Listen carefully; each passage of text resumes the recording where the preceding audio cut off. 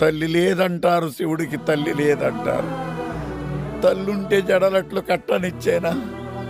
తల్లుంటే పులితోలు చుట్టనిచ్చేనా? తల్లుంటే విభూతి రాయనిచ్చేనా? తల్లుంటే శ్మశానాల తిరగనిచ్చేనా? తల్లి లేదంటారు, శివుడికి తల్లి లేదంటారు. తల్లి లేని శివుడే అంతటి గరుడైతే తల్లున్న శివుడు ఇంకెంతటి గరుడవును? తల్లి లేని సుకుమారుడు ఎంతమందికి గొప్పవాడైతే తల్లుంటే ఇంకెంతటి గొప్పవాడగదు సుకుమారు.